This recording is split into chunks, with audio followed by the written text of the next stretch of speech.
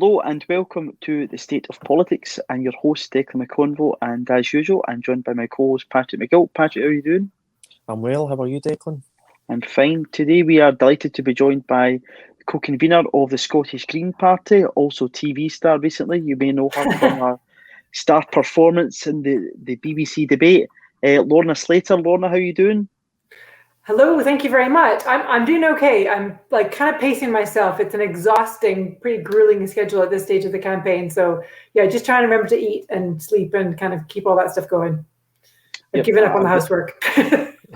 A busy time for you. So just to kick off, could you give us a bit of background about yourself and why you're running for Holyrood 2021?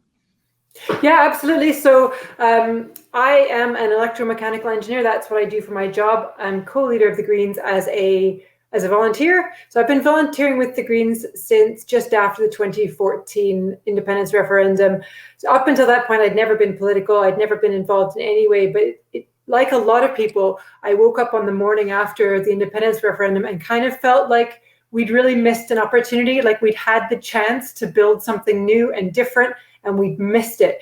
And I thought, like, I don't want to let that by again. I actually do want to be part of building something significant, of making the world a better place. So like so many people, I joined a political party. Then I joined the Greens, and kind of within weeks, they were always asking for people to volunteer for stuff. I'd volunteered to manage a general election campaign and stand for the last Holyrood election, which I didn't expect because I'd been a member for about 3.5 minutes, So I ended up doing hustings last time around on behalf of our candidates who did eventually get elected and running their campaign.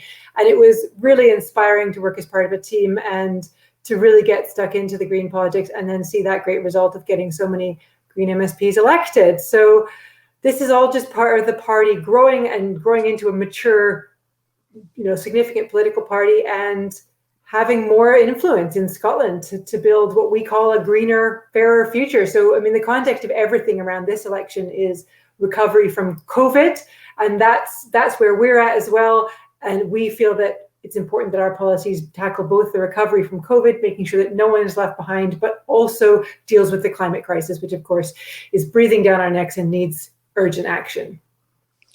You were saying there that you joined the Greens just after the independence referendum. How did you come about to live in Scotland? Obviously, you're not from Scotland originally. How did you come about to live in Scotland, and why was it the Greens when I think tens of thousands of people joined the SNP instead?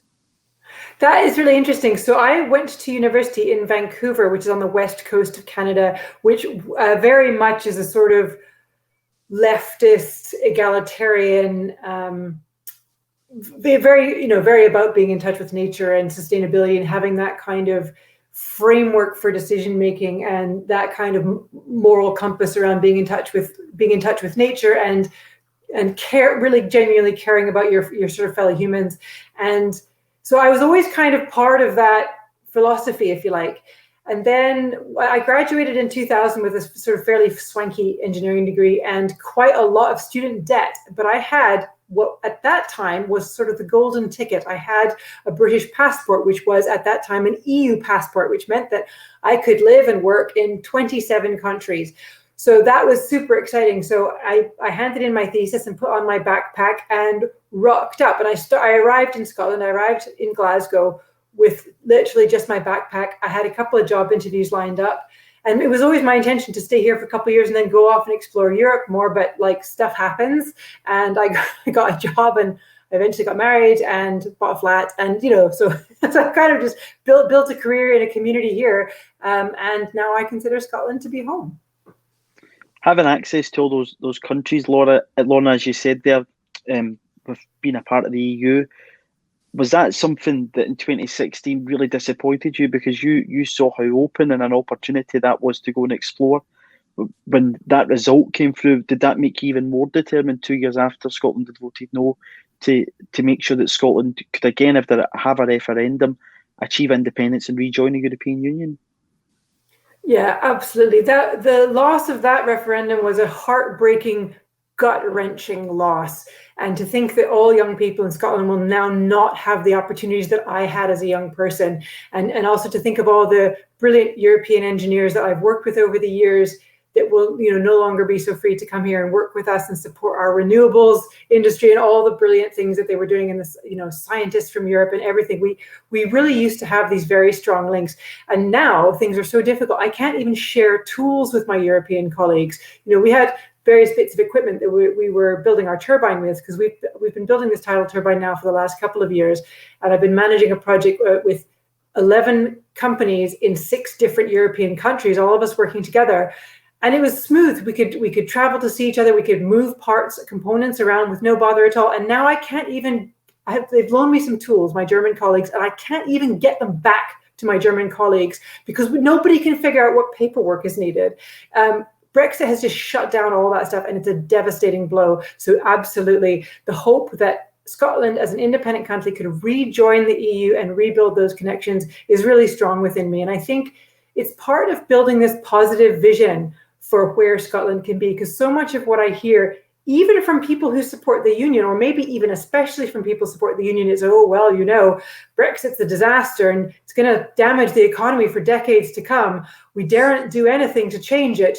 Goodness me, we mustn't rock the boat now. It's going to be bloody awful kind of thing. Whereas I think, no, now is the time to change things. Why on earth should Scotland be dragged down with this Brexit disaster? We really do have the chance to start something new. And I think one of the differences between the sort of Brexit ethos and what I see for Scottish independence is we don't have to have any sort of idea of exceptionalism.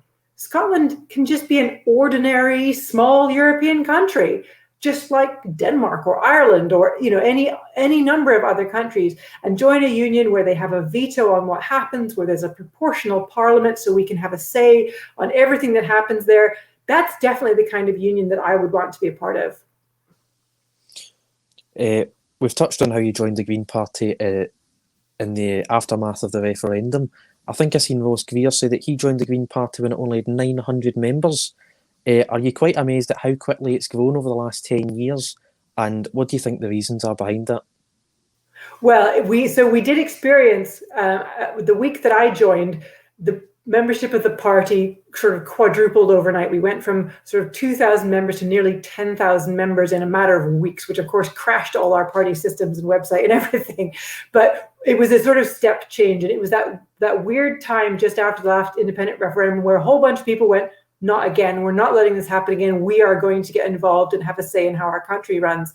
So the last few years for us have been kind of dealing with that green surge. And a lot of it is about, well, having more members means we have more money, which means we can hire staff, which means that we've just become a much more professional operation in terms of everything that we do. We've upgraded all the party's processes. I was involved. I mean, it's kind of boring to talk about, but I was part of a process to internally restructure the party. One of the outcomes of that is that we now have co-leaders instead of co-conveners, because back when we were a smaller party, the 2 co-conveners were also the conveners of the party's major decision-making body, as well as being public spokespeople, without being paid for that. So that's obviously too much for a volunteer. So some of the things we did was break up those roles into smaller pieces so that now Patrick and I are just the spokespeople. We have internal conveners who are responsible for decision making and so on as well. But we tried to make the roles smaller because we are all volunteers. So yeah, we're a bigger, better, everybody's considering us now a major political party. In this election, for example, we have been included in all the debates. We're being included in all the media interviews, and we haven't had to fight for that. It is just now accepted that that's what we are, that we are a major political party. And that is credit to all of our volunteers working really hard, all of our MSPs and their teams, and all of our councillors, because we have councillors all over Scotland now. So people see that a green vote makes a difference. Even, having a handful of MSPs in Parliament, we achieved an awful lot with just a handful of MSPs, and we can achieve so much more with more. We're polling to sort of more than double our number of MSPs, which is extremely exciting. No other party is predicted to have kind of that kind of step change of a success. I think in 2016, Lorna, it showed a real step change that the once party of government in Scotland, the Lib Dems, went behind the Greens, and we saw that the Greens take over and cement their position as 4th place in Scottish politics. And if the way the polls are looking just now, they won't be too behind 3rd place. Certainly something I hope anyway. So we've saw that change, and that's been, of course, a real positive. So you mentioned their co-leaders. The Greens are a party in Scotland that stand out amongst the rest of the SNP, Labour, the Tories and the Lib Dems. What are the benefits to having two leaders, is there any issues that you come across with that, or would you say it's a real benefit to have co-leaders?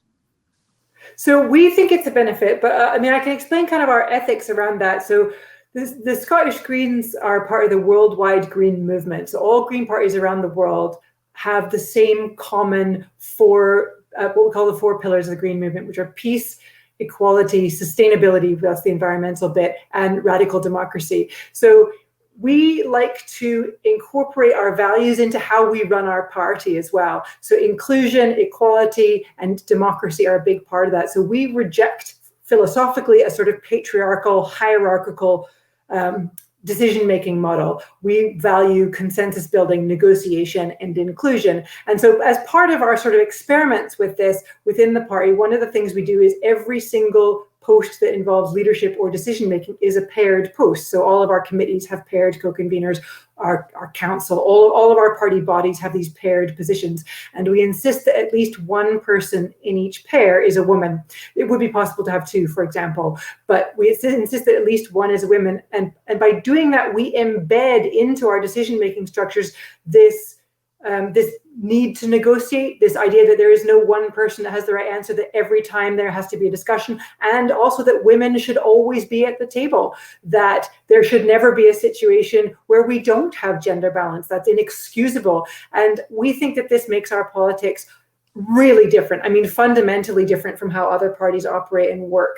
I mean, it has some challenges. It requires a really grown-up attitude. It requires sophisticated, communication skills. It requires we keep really in touch with each other, and that we do have those kind of negotiation and skills and listening skills. I mean, the only problem we've had in the past is that the media maybe sometimes didn't get it, but actually, again, this election, it doesn't seem to be a problem. They seem to the media have been picking up me and Patrick equally. And it doesn't really seem to have been an issue. So that's kind of exciting that our rather radical model is just more or less seems to have been accepted. You've spoken about a global green movement, certainly a European green movement. In Germany, the German Green Party have had amazing success in the polls. I think they're polling at second, and at the 2019 general election, the Greens got 800,000 votes, which I think under proportional representation would get them about 20 seats. Can you see a rise in the future? And if that rise is coming, is it coming too late with this 2030 net zero target? So yes, I mean, it's obviously slower than we would hope, but I think it is pretty steady. One of the things that excites me most about the Scottish Greens and indeed Green parties around the world is how young the energy is. Young people get it. Young people get the climate crisis. They want a future. They want to change the world. They want to see something transformational. So they get what we're talking about.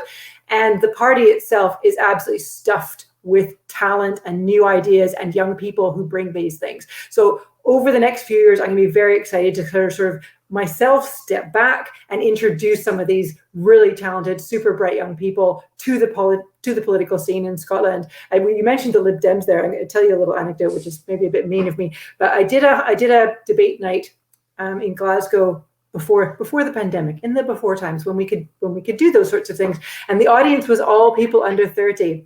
And on the way home, I just shared a train, because we got the train at the same time with the Lib Dem representative, and he was feeling a bit down because he felt it hadn't gone very well for him, whereas I was on a real high because I felt it had gone well, and he was sort of go, oh well, it's not really my crowd. And it was like, if your crowd is not young people, if people under 30 are not enthused by your policies, what kind of future do you have? Like, maybe have to think about that. So that's what excites me is that we do have all this young potential within the party. So yeah, absolutely, we're the way of the future, and that gives me so much hope and optimism, because it's nice to be part of a movement that has an optimistic future where we're going, look guys, the future can be brilliant. It doesn't have to be miserable.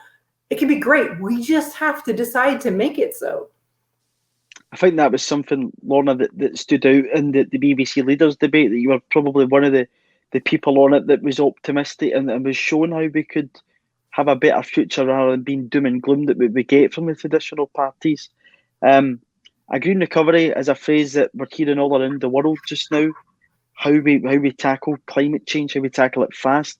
what would you say to Scottish voters that the Greens stand out from the other parties that are also saying green recovery? We saw Labour, Scottish Labour, the other day launch this Green Labour thing as Keir Yeah, Starmer jumped from off the an airport. aeroplane. Yeah. Yes, which I thought was very amusing. So, how would you say Labour out the road to want to jump in aeroplanes? How would you say you stand out from other parties in Scotland on a green recovery?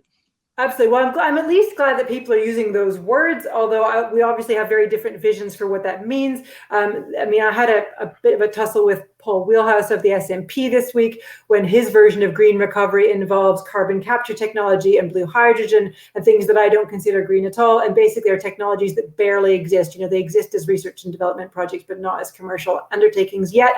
And to me, those are excuses for not reducing our emissions. They're a sort of myth that we can kind of keep everything just as it is, not have to do very much, and don't worry, carbon capture and hydrogen will save us. There's some sort of magic wand you can wave. So what the Scottish Greens get in, for all the sort of climate strikers out there and people who are kept awake at night by issues around climate because they get it, the Scottish Greens get it too. And what you'll find in our manifesto are costed, practical policies. So we're not counting on any technologies that don't exist or barely exist. We are counting on things that are really easy to quantify and really easy to cost up, like upgrading our railways. So we paid for some research to be done on Scotland's railways, and we've come back from that work with a £22 billion plan over 20 years to upgrade Scotland's railways. Now, again, technology that already exists, it's well understood how investing in railways interacts with a country's economy. So we know that every pound we spend in this way on our railways, we will get 1.6 pounds of benefit for the Scottish economy. And at the same time, we will create tens of thousands of jobs and reduce our emissions. Like, it's almost a no-brainer. It's a solid investment, creates loads of jobs, and reduces our emissions. And we've got kind of four main pillars of our green economic strategy. That's one. Another one is our warm home strategy, same sort of story. Other countries have done this where they systematically went around the country and brought their domestic energy needs down to carbon neutral, as well as upgrading all their homes. Sweden has done it.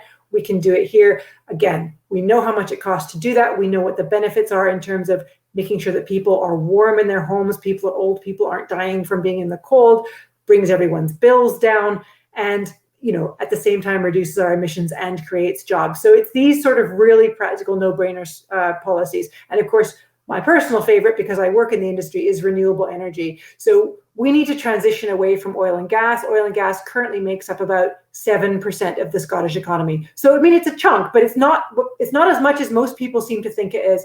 Whereas Scotland actually has 25% of all the renewable resource in Europe.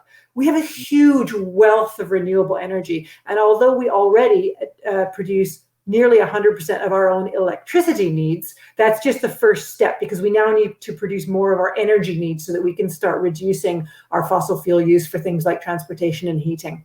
So yeah, we're into exciting times, and it's just a matter of choosing to, instead of subsidizing the oil and gas industry, instead of subsidizing aviation, instead of putting money into expanding roads, take that money and put it into these things that we know have sustainable long-term futures and will create all these jobs and reduce emissions. It's reasonably straightforward. You're talking about green recovery there, creating jobs and making transport environmentally friendly. Our first ever guest in the podcast was our tutor, Fraser Stewart, and he does a lot of work on climate change, but also how that relates to working class individuals, mm-hmm. and how that fits into the sort of the road to net zero. So how do the Green Party and the Green Movement try and involve working class people? Because you have people sort of try to go vegan to try and save the planet. I think retrofit their homes, missing school on a Friday to go to protest and stuff. How do you involve more working class people in the sort of climate change movement?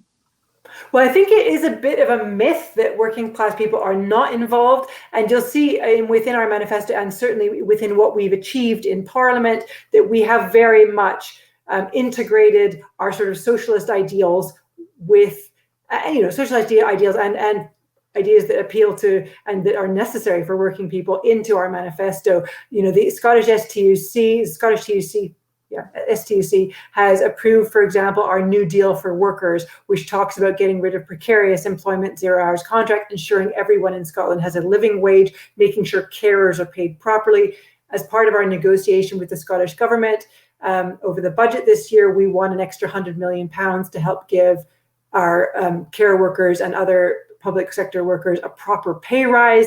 So these things matter to us a great deal. One of our other big policies this year was getting free bus travel for everyone 21 and under, because we recognize that a lot of people in Scotland don't have access to a car. So free bus travel for young people is going to be an absolutely game-changing policy, and we would like to expand on that in future as well. In this manifesto, we would like to give councils the power to start their own bus services to make sure that they are, properly run as a public service, and we would also like to expand that free bus service to everyone 26 and under. So we have a lot of policies that affect people's everyday life, because we get it. We get that nobody can worry about the climate if they can't put food on the table, if they don't know how many hours they're going to work this week, so they're not sure that they're going to be able to pay their rent. There's a big part of our manifesto around looking out for tenants and changing tenants' rights in Scotland. We think that landlords have way too much power.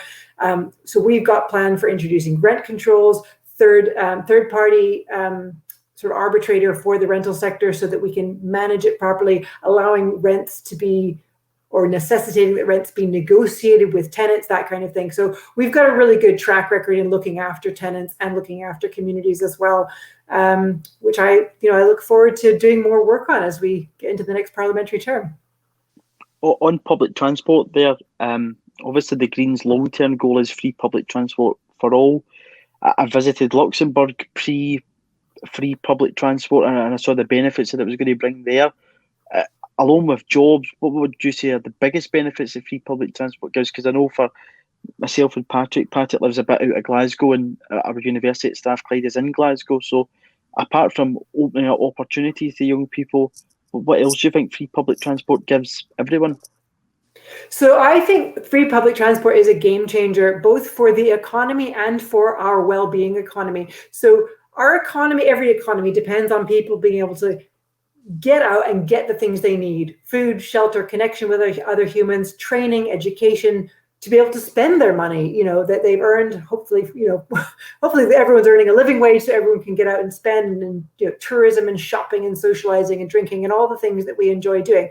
And that absolutely involves people being able to move around. When it's a barrier, when there are transportation barriers and you can't take the kids on a day out, or you can't go to school today because you haven't got your bus fare, that limits the economy. So every economist knows that good transportation, effective transportation, is key to economic growth. And then there's this other flip side of it, which is the well-being economy. So we know that most people in Scotland would like us to manage the economy so that it's a well-being economy, so that instead of measuring growth through GDP, which isn't really a very good measure of how well the country's doing, we look at well-being. And well-being is so much better if we can connect with other humans. Like, if it's free for you to go and visit your granny, great. You get some social contact with your granny. She gets someone checking in on her. She's got better mental and physical health. She has someone looking out for her, meaning that she's going to have to need less care and less of a burden on the NHS. And all those human connections that keep our society alive are just that much easier to access.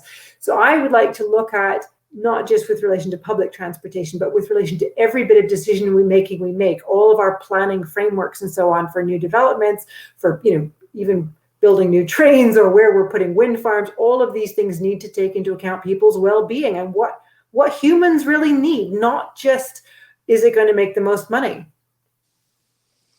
You've spoken about rent controls, free public transport being the end goal. There's also the nationalisation, or sorry, not the nationalisation, a potentially publicly owned energy company. I think in the debates... And a national care service?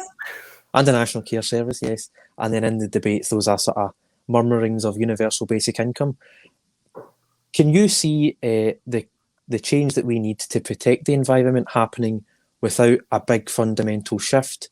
Can you see the planet and the environment being saved under capitalism, or does it need to change in order to save the world?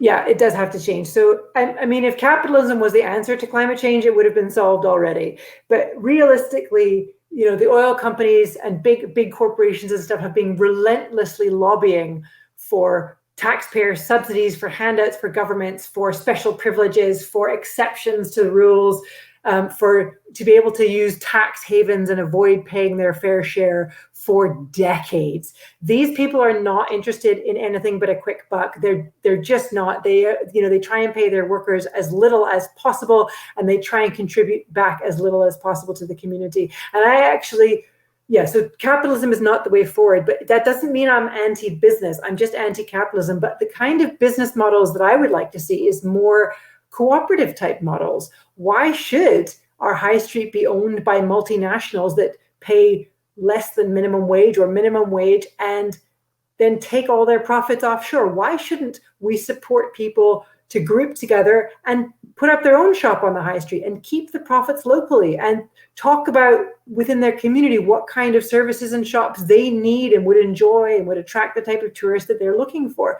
Why should we delegate all this stuff to multinational corporations when we could keep it at home? So a big part of what I'd like to see is a change in a model of how we do business. As someone said recently to me, it's about making a living, not making a killing. We want people to have living wages, to have enough to live on. It's something that struck me earlier in the campaign was that we have a lot of people in parliaments in Westminster and the House of Lords, who have more than they need. Millionaires, people who are extremely wealthy, people with salaries in the hundreds of thousands. And they sit around and talk about who's allowed to have enough. Who's allowed to have food on the table, which children shall get their lunches at school and which shall go hungry. What if we lived in a society where everybody had enough, but we talked about who's allowed to have more than enough? So we thought, well, everybody's got enough food to eat. Everyone has a roof over their head. But, that person trained to be a surgeon, or that person, has worked really hard for their community. We don't mind them having a higher salary. We don't mind them having a bit more luxury in their life as a reward for that. What if we flip that around so that everybody has enough? But, some people have more. That would be interesting. As you mentioned, capitalism there. We saw in recent days John Kerry make a visit to China. Two big countries that burn a lot of emissions. Lorna, do you have any hope that we can see any change of direction from them? Because at this point in time, China and America are doing so much damage to the world that, unless we change now, it's going to be too late. So I do see hopeful things. I believe China has committed to net zero by 2050, which is quite late in the day, but as an interesting commitment.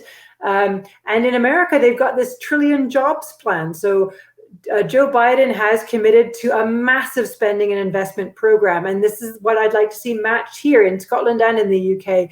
This is the time. This is the time to invest. The IMF is recommending that countries borrow. If there was ever a time to find the money to invest, now is it. And because we have this one window of opportunity to really take a grip and make sure we're committing that money where it needs to go. We've spent too many decades sitting on our hands, letting the big corporations run rings around governments and stash all the money offshore instead of investing it in public services and in fair wages and so on. And now is our chance to take the reins back and run the country the way we think it should be run. And so I actually have quite a lot of hope for both China and America in those things. I actually think the UK is behind, especially since we've managed to not only leave the EU but aggravate our relationship with them, so that we are very isolated. And I think the UK is very much at risk. There's sort of projections of having the worst recovery from COVID, of having Brexit depression that lasts decades. That's a pretty rough future to have committed ourselves to. So that brings us back to Scottish independence and hopefully rejoining the EU and having a brighter future that way. Yeah, it looks like you can spend your way out of a recession. Of course you can. Definitely an investment. Joe Biden and everyone else has shown that. Coming back to independence, you've spoken about a national living wage as opposed to a minimum wage and 0 hours contracts. Obviously, that's reserved. Even if that was devolved, you've still got the UK government funding explorational digs to find new oil sources. You've also got nuclear weapons. There would be no way that defence would ever be devolved while we remain a member of the UK. So you've always got nuclear weapons. Is independence crucial to not only a climate in a climate sense, but also in an economic and social sense for social justice? So I think both these things can be simultaneously true. It is both true that Scotland could do better as an independent country because we'd have the full suite of powers.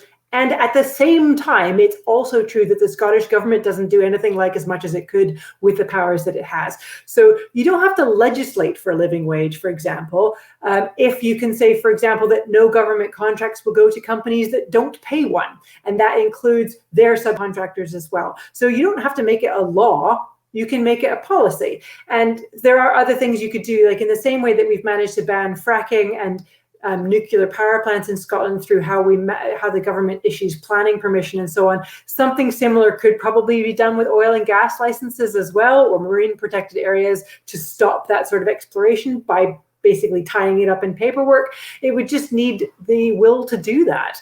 I mean, everyone kind of worries like, oh, you're going to shut off oil and gas. Nobody's talking about shutting it off. We're talking about tapering it down, helping the industry to wind itself up to relocate those jobs and decommission all the power plant, power plants and the oil rigs and so on. It's about a planned decline rather than letting it crash and burn, which nobody wants to see. So there is so much more we can do with the powers that we have, and nearly everything in our manifesto can be done with the powers that we have. Some of it does need some negotiation with Westminster, like the taxation powers, for example. We haven't detailed out things like how our millionaires tax would work and how some of the other taxes work, because it depends a lot on how willing Westminster is to work with us. I mean, they say the words green recovery, they say investment-led recovery, but what does that mean? Will they give Scotland the powers to tax? Will they change their own tax structure, which then has knock-on effects on the transfer payments and so on? So all of that is still to kind of play for, but obviously as Scottish Greens, the more MSPs we can get elected, the more influence we can have over those discussions, and the more we can push the Scottish government into what we consider a fairer and greener position. As you mentioned there, an investment in a lot of different areas and a lot of powers that we have. One of the things I noticed in the manifesto was a radical investment in social security and the establishment of a Scottish minimum income. Also, though, you would like to double the child payment. Why do you think these are so important? And I think on the Scottish minimum income, it really saddens me that our government in Scotland should need to mitigate circumstances that Tory austerity has placed in the country. To me, that shouldn't be Holyrood's job to do. It's why I believe that Scotland should be an independent country. But how important do you think these types of policies are before Scotland achieves independence with social security powers that we have coming to Holyrood that we were pledged in the Smith Commission? We need to do everything we can to eliminate poverty. Poverty is a blight on our society. It hinders people's life choices. It damages their health. The inequality creates terrible gaps and rifts within our society. Poverty costs us a lot of money. A lot of the spending that we have to have in the NHS and social services and criminal justice service and mental health services is really just dealing with poverty. So much of what we think of as public services is just mitigations for terrible grinding poverty. And that's a deliberate policy. The austerity policies are deliberate. It isn't a shortage of money. Boris Johnson can find billions for new nuclear weapons, but he's implementing, Chancellor Sunak doesn't say this on the telly, but if you read it in his budget, more public service cuts, 8% cuts. That is not a recovery. That is more grinding austerity. So they're very happy for the rich to get richer because they look at the GDP and go, look, the GDP is going up. They don't care that kids are going hungry. They don't care that food banks, they don't care that people have working people don't have enough money at the end of the month to be able to feed their kids or put shoes on their feet. Like, we cannot go on like this. So we need to do everything we can to mitigate that terrible grinding poverty. And if we can achieve that, we achieve so much else. We reduce problems in healthcare. We mitigate those health inequalities, the educational inequalities, everything else that comes with it. Nobody should have to suffer that kind of grinding poverty. It's inhumane to allow people to suffer this way when there is no shortage of money. It is just a matter of how we allow that money to move through our economy. Just to take it back to the leaders debate that you performed so well in, you've also spoke about how at least one of the co-leaders has to be a woman in the Green Party.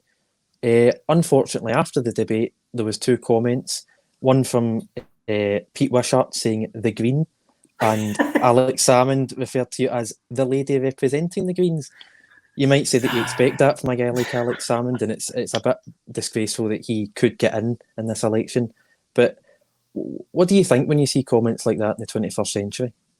Well, I mean, it's the sort of hashtag everyday sexism, isn't it? I don't know if you've ever looked at those everyday sexism when you threads and stuff on Twitter. But I mean, that's sadly par for the course. Men get names. It's the same thing you see in the paper all the times when men are referred to by their surnames, or women are referred to by their first names. You can do all this sort of stuff where you look at the media, go through newspaper and see men are clothed, women are in their swimsuits. Like men are always shown in positions of power, women are shown in positions of vulnerability.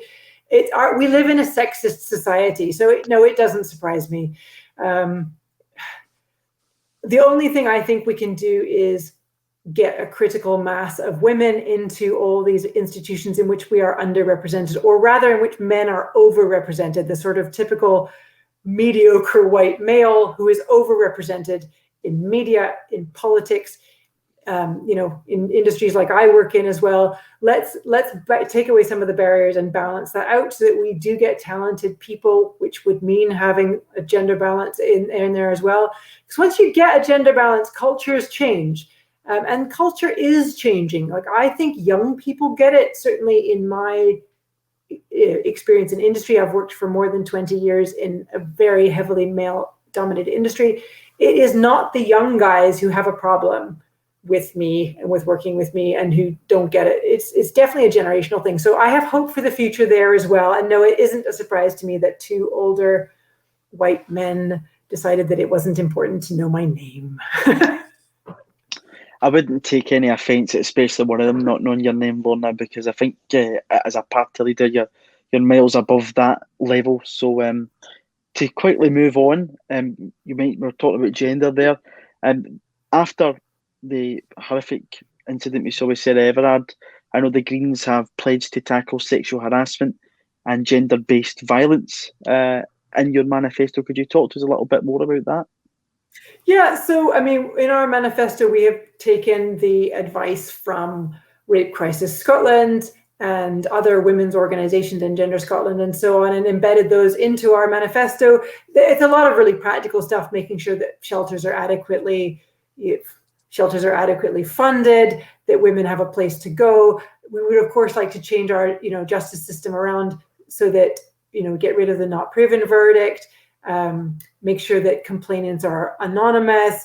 There's a whole culture around believing women. That every time an incident happens, and of course it's happened to me, it's happened to every woman. Every time an incident happens, you have to, as a woman, decide: do I make a deal of this, or do I kind of laugh it off, or kind of let it go? Because every time you laugh it off or let it go, you're in some way condoning it or saying that's acceptable. But if you make a deal out of it, you then present yourself as a bit of a problem, you're a complainer, you're putting your career at risk, you're putting your income at risk, you're putting your reputation at risk, because people always blame the women. It's like, oh, if the women just didn't make a fuss, the problem would go away. And it doesn't. So yeah, there's a lot of problems there. And I have some big concerns. We're expecting to get a large group of Green MSPs elected, a significant number of whom are women and young women, and our staff are young women. And, I'm bringing these young people into Parliament and genuinely worried about their safety, genuinely worried that there are men that do not understand a correct way to behave or how to be appropriately professional. It's such a worry. But so a mix of our policies and hopefully, shifting the balance, as I say, so you have more women does change the culture of a place. So we'll have to keep working on it. It's not going to be an easy fix. You're talking about women and you're talking about gender. I think it's fair to say that the Green Party would be the most vocal supporter of the Gender Recognition Act and its reform that's needed, and that hasn't happened over the last 5 years. Some people would obviously have genuine concerns about what this means. Some people are shamelessly using it as a political football. What would the GRA reform look like? What would it mean? And can you understand the genuine concerns some people might have with it, or is it completely unfounded? It's completely unfounded. There are no genuine concerns. The Gender Recognition Act has been in place since 2009. It was a sort of quietly successful piece of legislation that just allowed trans people to change their birth certificate, which, we don't use our birth certificates for anything in this society. We don't use them as ID. It's not a thing. It's not a thing. We don't use them to access toilets. There's a whole bunch of hysteria around that. And there was some consultation done a few years ago to look at how gender recognition certificates are issued, and it was too medical, and trans people were having to answer all sorts of really personal and intrusive questions and go through medical exams and all sorts of things, which just isn't necessary. So internationally, it is recognized that best practice is to allow self-ID, and that's normal in many countries. Canada, Belgium, Australia, Ireland. It's normal in a lot of countries, and it doesn't cause any problems at all. It's just normal. It's just a piece of paper. It just helps people. It just makes trans people's lives a little bit easier. It doesn't affect anyone who's not trans. And let's just leave the trans alone. It's very much, to me, the trans agenda is very much like the gay agenda. It's like, get a job, fall in love, pay the rent, raise your kids, try and eat more vegetables and go for a run once in a while. Just the trans want to just get on with their lives too. Let's leave them alone. There's way too much kind of hysteria about the whole thing, which I sincerely do not get, and I really don't have time for. I genuinely think that there is a lot of transphobia about.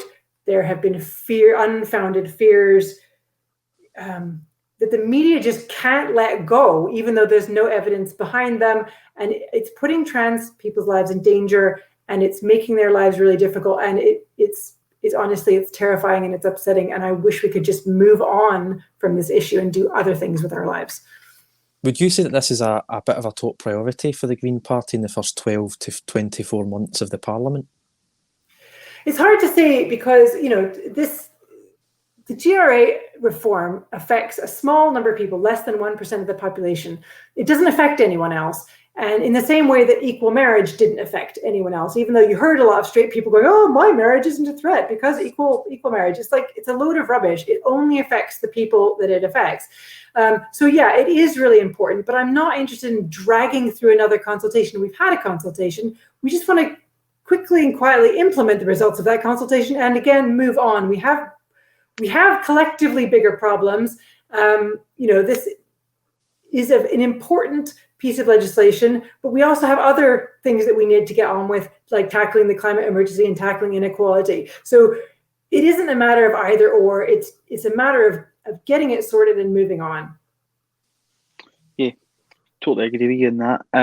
To move on to another key policy area, something that the Greens have shown their worth in Parliament on, education. After the exams fiasco last summer, we saw Ross Greer do some fantastic work to get the Scottish Government to U-turn and John Swinney to U-turn on exam results, basically being dictated by your postcode. One of the things the Greens are totally horrendous, something that we went through our hires a few years ago. I feel a bit older now doing that, but when we saw it come out, it was something that I was appalled at, because for your exam results to be dictated by your postcode, I think is wrong. In my circumstances, it would have meant that my exam results would have regressed, which would have had an effect on university. Probably wouldn't have got in, to be perfectly honest. So something I'm really, really glad to see Ross Greer do work on and get the government to use on. So one of the Green policies is to swap exams for continuous assessment, as well as that children start school at the age of 7. Can you talk us through those two policies, Lorna, and what the benefits of that would be to young people? Yeah, absolutely. I mean, it's all part of this sort of inequality agenda to try and rebalance society. We know, there's lots of evidence that starting school later is better for children, particularly better for children from deprived backgrounds.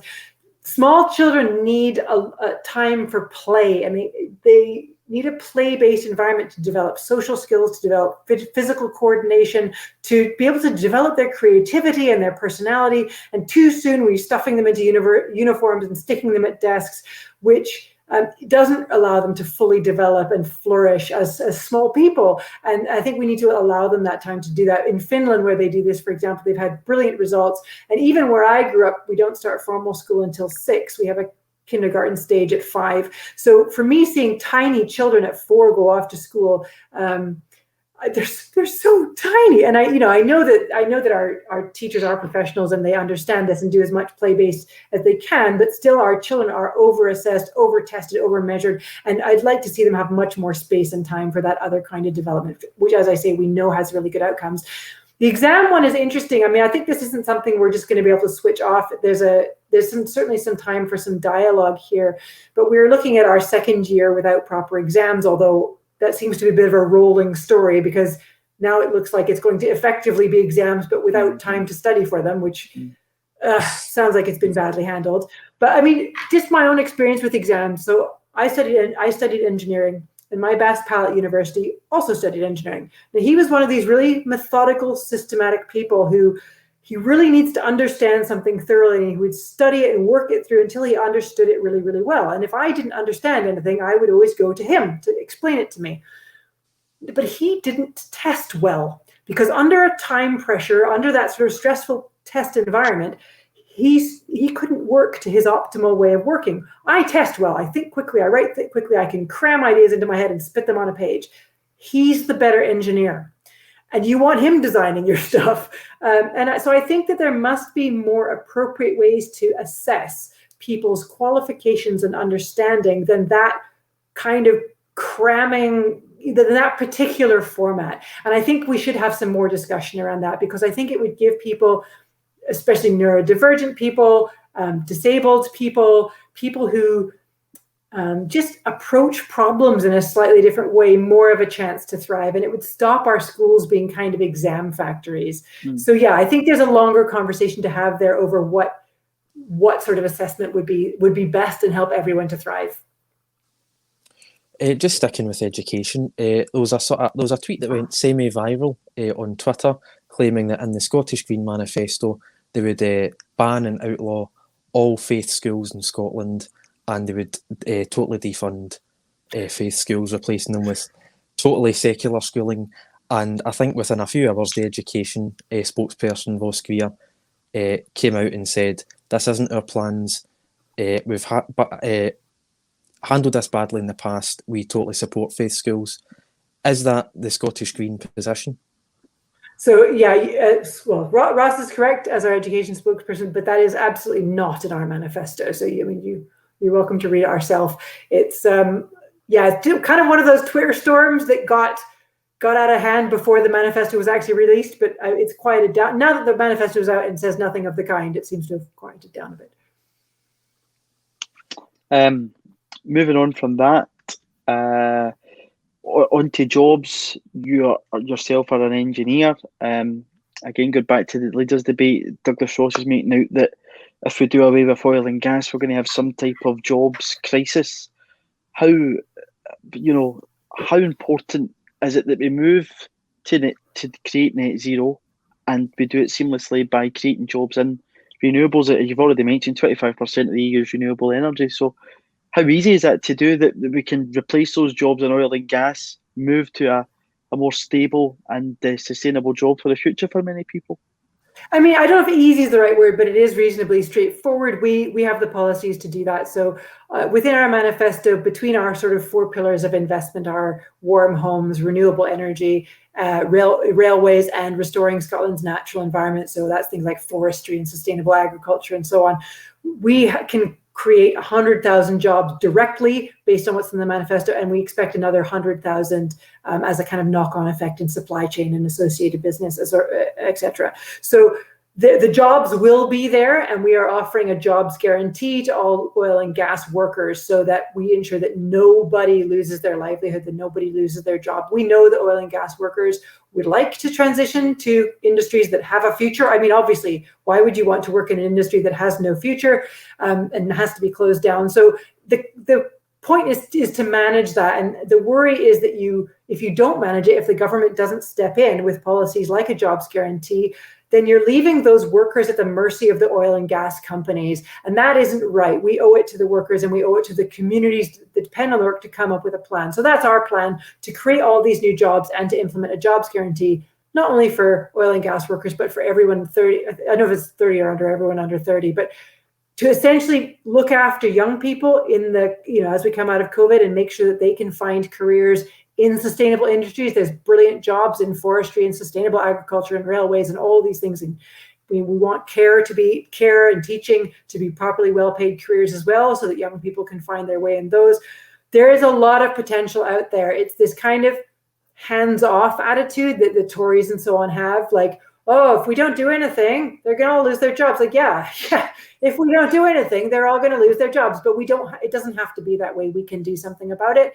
So yeah, let's transition away from oil and gas. There's still lots of work to do there, decommissioning oil rigs and, closing that industry down. But we have so much potential. Like the turbine that we're building, which is launching this week, it's all happening, is 73-meter steel structure. Where the steel was bought from Liberty Steel in Motherwell. It was welded up in Fife, and it's being assembled at the dockyard in the Port of Dundee.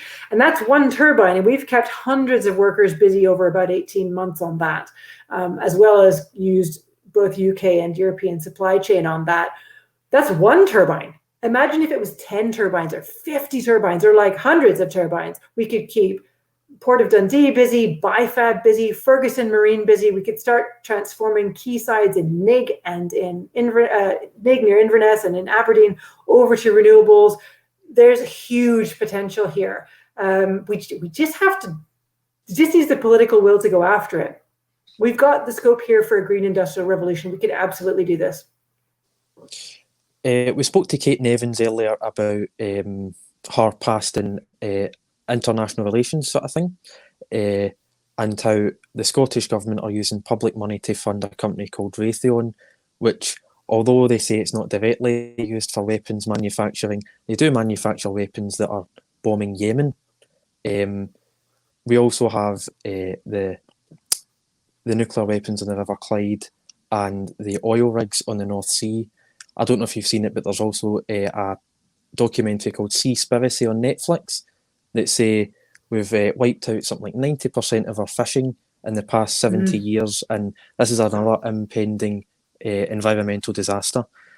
Do jobs in Raytheon and Fife and, say, fishing in, say, Peterhead, do these come under the same categories as nuclear weapons and oil, where, although there are thousands of people employed there, these jobs simply have to go because of the industry that it's in?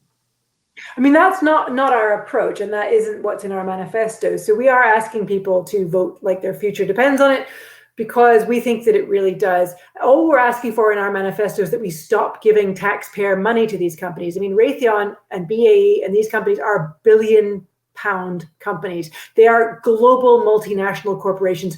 They do not need our taxpayer money. They pay their CEOs telephone number salaries. They don't need our taxpayer dollars and pounds, and we should be thinking about where our taxpayer money goes. And those sorts of, it's ironic that the wealthiest are always the first in line for a handout, isn't it? That's the sort of socialism for the rich situation. So that's what we need to do. There's no shortage of money. We've been giving it to companies that don't need it, and we've been neglecting sectors that do. I mean, aviation and oil and gas are some of the most subsidized industry sectors in the world. Aviation companies don't pay tax on their fuel. You have to in your car, but they don't have to. So aviation would not be a profit-making industry if they had to pay the same tax that you do. The oil and gas sector, the North Sea oil and gas, currently takes more money from the taxpayer than they pay back into the system through tax. So there's a drain on the exchequer. So these are the things we need to look at, is where our tax money is going. It's really low-hanging fruit. Stop funding companies that build bombs and make pollution worse. Stop funding them. Make them fend for themselves in their capitalist market, and use that money to invest in things with a long-term sustainable industry to create the kind of country that we want. That is absolutely just a matter of political will. It's not the market that makes it cheaper to fly to London than it is to take the train. That's deliberate government policy, and only governments can change it. And that's one of the reasons why the most important thing you can do for the environment is how you vote. I mean, there's a lot of chat, which I find really uncomfortable, about personal choice and personal responsibility in individuals. You know, by all means, buy that bamboo toothbrush and take your recycling out, but only governments get to decide where government contracts are placed. Only governments decide where tax subsidies are spent. You don't get to decide how much cement and concrete are used in urban planning or what the road layout near your house is. Governments decide those things. So vote like your future depends on it, because that is how you can have the most influence over the kind of country that you build, and hold your politicians to account. Make them listen to you about what kind of future that you want. On the constitutional question, it is something that's going to dominate the political landscape. We know it is a policy that the people of Scotland do care about, even though Douglas Ross will tell you they don't, even though they mentioned it more times than yourselves in their manifesto. Only 2 pages, the Greens. I think the Greens' position on it's very clear and straightforward. But to ask you, if a referendum was not granted in the next term of Parliament, where would the Greens be at if it was not granted by Westminster? Where are we all at if that's not the case? I mean, so the Constitution of the United Kingdom is an unwritten constitution, but it is based on the principles of governing by consent. If we have a democratic mandate for another referendum, and that is not granted, that is fundamentally changing the basis upon which the UK Constitution is founded. So like David Cameron didn't grant the referendum for 2014 because he was a nice guy. He granted it because he didn't have a choice. He didn't feel he had a choice because there was a clear democratic mandate for it. And Boris Johnson is in that same position. So I think people around Boris Johnson and people who are in favor of the union need to have a kind of long, hard look at themselves and say, is this going to no longer be a union based on consent? Is it going to be a union, or are we going to fundamentally shift without consultation or democratic mandate this to a union where Scotland doesn't have a choice to participate or not, where we don't recognize the right of Scottish people to make their own decision about the future? And that is a fundamental question to ask. So my question is actually, what's Boris Johnson's plan B if we do get another pro-independence majority? Because of course we've had a pro-independence majority all this while, because of thank you to the Scottish Greens, and I fully expect, thank you to the Scottish Greens, we will have a pro-independence majority again this time. So how long can the Unionists and Boris Johnson maintain that we live in a democracy while at the same time not allowing the people of Scotland to choose? But interestingly, I've started to see media speculation that actually it's probably in Boris Johnson's interests to call a referendum sooner rather than later. And that's something that I've suspected for a long time, partly because young people overwhelmingly support independence. So in the demographic of 16 to 24-year-olds, there's something like 85% support for independence. And it's only the older generations that are still kind of on a pro-union side, typically, if you look at the demographics. So the longer Boris Johnson waits, the worse his chances are of winning. His best chance of winning is to call a snap referendum, if you ask me. And I think he will start to see that. And we're starting to see that kind of chat. Because in that case, they would be trying to wrong foot us and go, oh, well, you're not ready. You don't have a currency plan. You don't have an economic plan. You're not ready.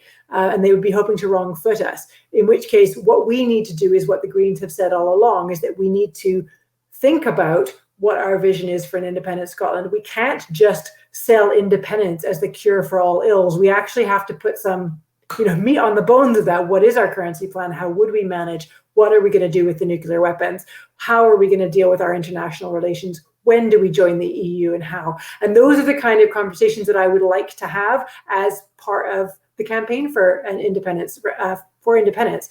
And I've said, and I've gone on record as saying that this manifesto for this election is not a manifesto on independence. It isn't. It's a manifesto for a fair and green recovery from the COVID crisis. But it's also a manifesto that asks that the people of Scotland be allowed to decide their future. And when we are allowed to decide our future, because I believe we will be asked that question again, then let's have those tough conversations about what kind of Scotland we want to build, because I think we're up for it. I think we're ready to have those conversations. Just finally for me, Lorna, if the SNP were to win a majority or a minority and they offered the Greens a place in government, say land reform, environment and maybe transport, would that, it would obviously present a sort of united front for independence in a Scottish government, but it would also give the Greens a chance to wield power for the first time in Scotland. Would that be something the Greens would be interested in or entertain? So it's really interesting. I get asked this question at every single interview now, and I can assure you there's absolutely no basis for this speculation. There is no chat between the parties on it. There has been nothing except journalists asking me the question about it. So there really isn't any foundation for that. Before every election, there's always this sort of coalition chat. And it came to light this week in this hustings that I did with Paul Wheelhouse. There are huge policy gaps between where the Greens are and where the SNP are on very key things on how we envision an independent Scotland, for example, things like the currency question, on how we want to deal with the climate crisis and how we see that oil and gas needs to be tapered off and transitioned away, whereas they're talking about maximum oil and gas extraction. There are massive policy roadblocks here. So I think it very unlikely that even if that were offered, and it has not even been discussed, let alone offered, that I think it really unlikely we could bring together enough policy positions to make that happen. But, it has happened in other countries, in Germany, as you pointed out, and in New Zealand, for example, the Greens are in coalition with Jacinda Ardern's party there, and that's going well. So it can work. And, ultimately, we are a political party. We do want to be in government. We do want to be making decisions. I just think it's probably unlikely this time around, but let's wait and see. I mean, goodness me, it's an election like no other, and we just cannot predict what the outcome will be. So 2.5 weeks and then we'll know. Just finally from myself as well, Lorna, the next 5 years are going to pose a lot of challenges, a lot of optimism for the future, as you've already touched on. What would your vision be of Scotland in the next 5 years? What do you want to see achieved, and what is your hope for this next session of Holyrood if you're elected? Well, my vision, my hope, I'll give you my wildest plan. So my hope would be that we would be able to hold an independence referendum maybe next year when it's safe from the COVID crisis, and that we would then spend the second part of the parliamentary term, obviously we still want to do all the stuff with, in the investment and renewable energy and transitioning away from oil and gas. But I would like to see us talking about building a new nation and what that talks about, and in embedding into our constitution things like the right to food, the right to shelter. I would like us to have chosen a date by which we will stop oil and gas extraction in the North Sea. I would like us to have totaled up all the people who need new jobs, all the oil rigs that need decommissioning, etc., so that we can say, this is exactly what we need to do for this transition. I would like to see us building tidal turbines. I would like to see us building wind turbines. I would like to see our factories and quaysides buzzing and busy. 5,500 new teachers in school. I would like to see the effects, hopefully, of things like our free school meals for primary school children and bus travel, meaning that young people are feeling optimistic again, that they're excited for their futures. And I would like to be starting to talk with the EU about how we rejoin so we can give the young people the same opportunities that I had as a young person. That's where I'd like to be. That sounds like a good place to be. Well, that seems very positive, and both of us wish you all the very best for the 6th of May and beyond that. Thank you for joining us on The State of Politics. Thanks, Lorna. Thank you so much for having me.